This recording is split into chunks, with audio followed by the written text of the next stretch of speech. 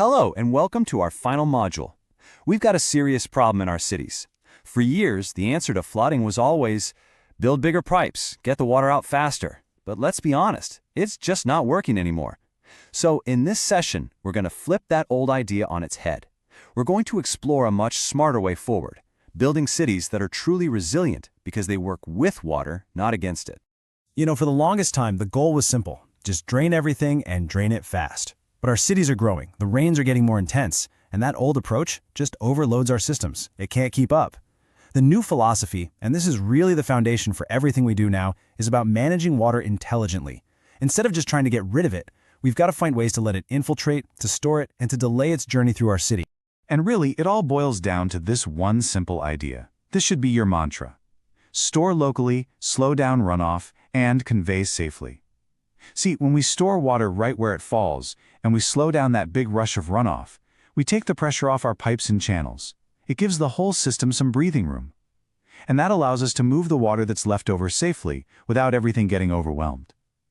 This is the absolute heart of what we call low-impact development, or LID. So here's our game plan. We'll kick things off by making sure we're all on the same page with this new philosophy. Then, we'll open up a practical menu of tools called low-impact development. After that, we'll zoom out and look at the bigger picture, how to strategically plan our city's water corridors. And finally, we'll bring it all together into a really powerful concept called the green and gray package, and talk about your path forward. All right, so let's start with that foundational shift. It's so important to get this right. See, bigger pumps and bigger pipes, they can't solve this problem on their own. If we don't have a smart plan for managing water within the city itself, we are always going to be playing catch-up.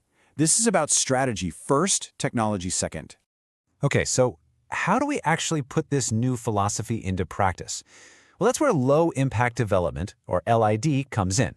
I really want you to think of it like a menu of options. You don't have to order every single thing, right? You just pick and choose the right tools for the right parts of your city. On our menu today are 5 key tools. Each one of these has a role to play, and together they give you this incredible, versatile toolkit for managing stormwater right where it falls. So let's break this down. First up, you've got permeable pavement. It's fantastic for things like parking lots because it lets water soak right through. Here's the catch though, you have to keep it clean or it'll clog. Next, rain gardens. I love these because they're a double win. They slow and filter water and they make the neighborhood look beautiful. Then there are detention parks. These are public spaces that do double duty as temporary storage ponds during a storm. Super effective, but of course, you need the land. Rooftop storage is a really clever way to hold back runoff, but please always check the building's structural capacity first.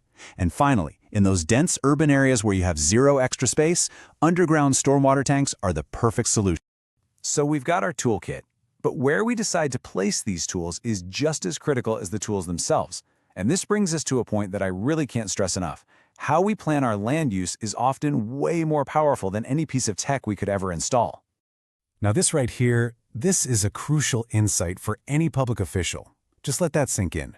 What it means is that smart zoning, smart development decisions, these can give you more bang for your buck in flood protection than just building bigger and bigger pipes everywhere. Your city's planning department can be your single most cost-effective weapon in the fight for flood resilience. So what does this look like in the real world? Well, first things first, we have to protect our blue corridors. These are the canals and channels that act like the natural arteries for our city's drainage system. That means creating buffer zones along riverbanks, giving the water room to breathe.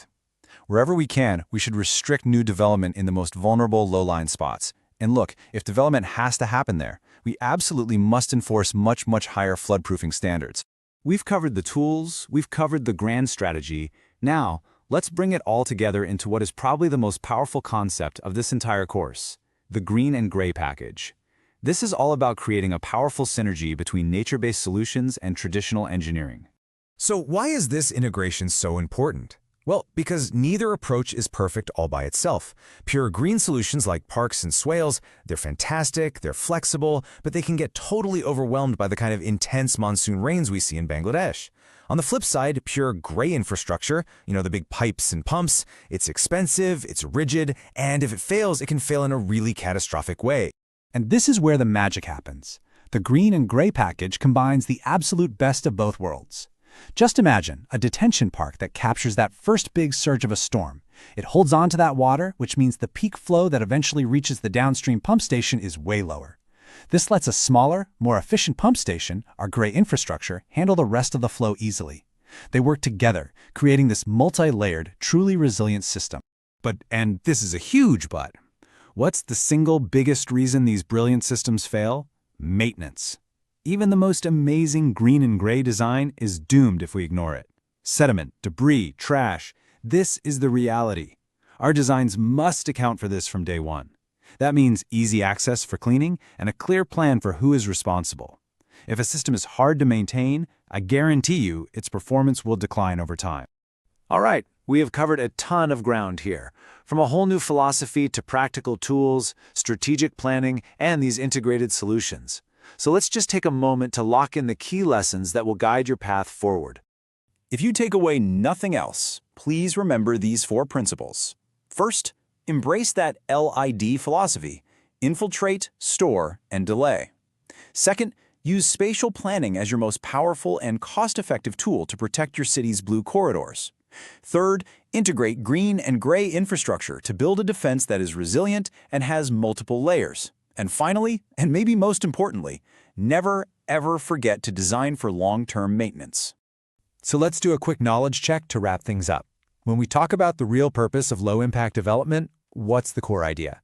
Are we just trying to get water out of the city as fast as humanly possible, or are we trying to manage it at the source to bring down that dangerous peak flow? Okay, now picture a really dense commercial area in your city. There's almost no open space. What kind of approach is going to make the most sense there? A purely green one? Or would you consider a clever combination, maybe using underground tanks and some permeable surfaces? And for our last one, let's think about those detention parks we discussed. What are the 2 big benefits they bring to a city? Think about what they do during a big storm, but also think about the value they provide to the community on a normal sunny day. We've reached the end of our course, but in so many ways, your work is just beginning. The next monsoon, it isn't a maybe, it's a certainty. So the only question that really matters is the one right here. Are the plans you're making today resilient enough to protect your citizens and your city's future? The tools are now in your hands. Thank you.